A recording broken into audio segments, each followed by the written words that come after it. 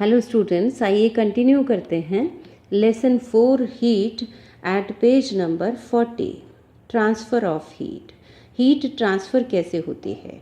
You might have observed that A frying pan becomes hot when kept on a flame. आपने देखा होगा कि frying pan को जब हम फ्लेम पर रखते हैं तो वो गर्म हो जाता है। It is because the heat passes from the flame to the utensil.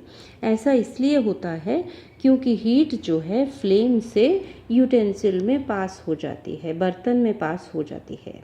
When the pan is removed from the fire, जब पैन को फायर से रिमूव करते हैं, हटाते हैं, it slowly cools down, तो ये धीरे धीरे ठंडा हो जाता है। Why does it cool down? ये ठंडा क्यों हो जाता है? The heat is transferred from the pan to the surroundings. Heat जो है वो पैन से ट्रांसफ़र हो जाती है सराउंडिंग्स में, आसपास में।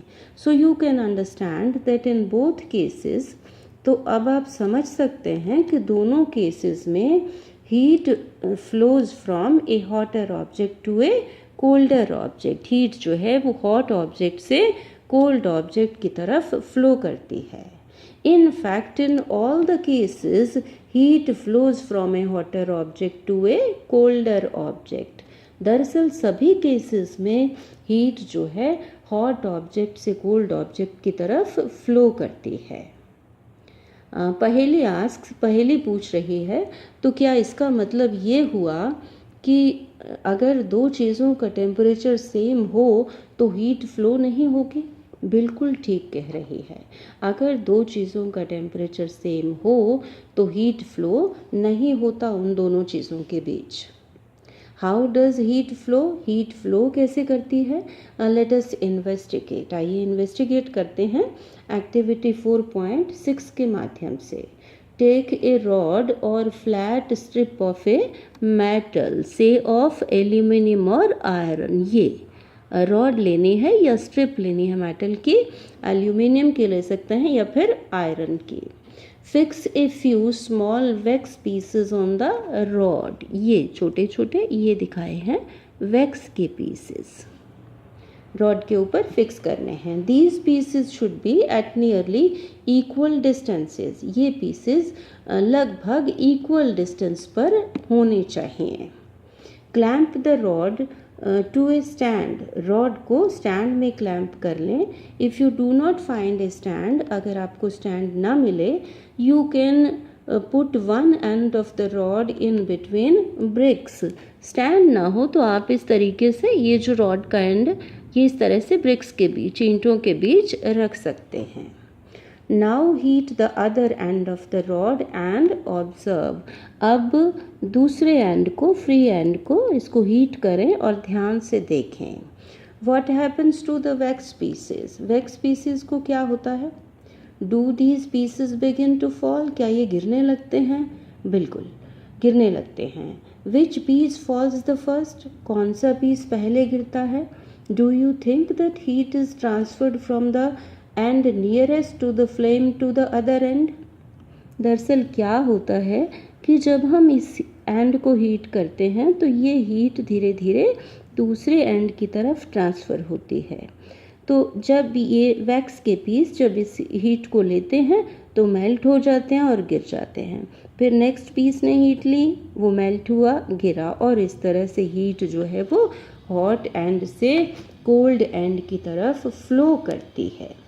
The process by which heat is transferred from the hotter end to the colder end of an object is known as conduction. वो प्रोसेस जिसमें कि हीट ट्रांसफ़र होती है किसी ऑब्जेक्ट के हॉट एंड से कोल्ड एंड की तरफ, इस प्रोसेस को कहते हैं conduction. In solids generally the heat is transferred by the process of conduction. Solids में जनरली हीट जो है वो ट्रांसफ़र होती है कंडक्शन से। Do all substances conduct heat? क्या सारे सब्सटेंसेस हीट को कंडक्ट करते हैं ईजिली, आसानी से? You must have observed that the metallic pan for cooking has a plastic और वुडन हैंडल। आपने देखा होगा कि मेटालिक पैन जो कुकिंग के लिए यूज़ होते हैं उनमें प्लास्टिक या वुड का हैंडल लगा होता है। Can you lift a hot pan by holding it from the handle without getting hurt?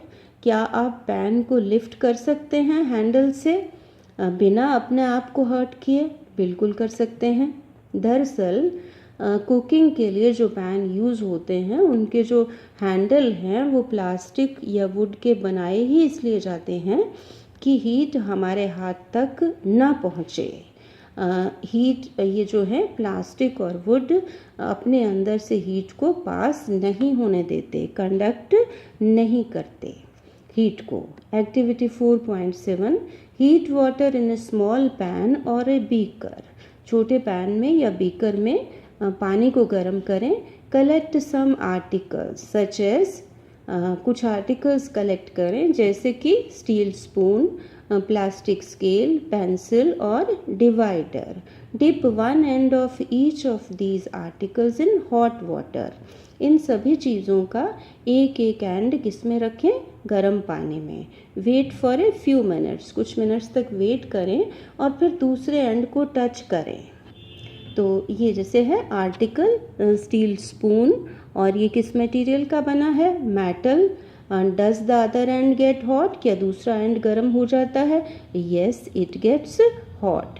अब लेते हैं प्लास्टिक स्केल, यहाँ लिखेंगे और फिर उसके बाद देखें material with which the scale is made, किस मटेरियल का बना है? प्लास्टिक का। Does the other end get hot? क्या दूसरा एंड गर्म हो जाता है? नहीं, नो। और फिर नेक्स्ट क्या लेंगे? पेंसिल। पेंसिल की भी जो बाहर की कवरिंग है वो किस चीज़ की बनी है? प्लास्टिक या वुड। तो मटेरियल कौन सा हुआ? प्लास्टिक या wood. Does the other end get hot? No. Next हम लेंगे डिवाइडर। मटेरियल किस चीज़ का बना है? ये मेटल का। मेटल लिखेंगे। Does the other end get hot? क्या दूसरा एंड गर्म हो जाता है? यहाँ पर आ जाएगा यस। तो इस तरीके से हम देख सकते हैं कि कुछ चीज़ों में से हीट पास कर सकती है और कुछ में से नहीं पास कर सकती। कुछ जो हैं चीज़ें हीट को कंडक्ट करती हैं और कुछ नहीं करती। The materials which allow heat to pass through them easily are conductors of heat. कुछ मटेरियल्स, वो मटेरियल्स जो हीट को अपने में से आसानी से पास होने देते हैं उनको क्या कहते हैं? Conductors of heat. एग्जाम्पल्स हैं कंडक्टर्स के aluminium, iron, copper etcetera. The materials which do not allow heat to pass through them easily are poor conductors of heat. वो मटेरियल्स जो हीट को अपने में से आसानी से पास नहीं होने देते वो क्या हैं? वो पुअर कंडक्टर्स ऑफ हीट या bad conductors of heat. Examples हैं plastic and wood. Poor conductors are known as insulators. Poor conductors को क्या कहते हैं? इंसुलेटर्स। Thank you.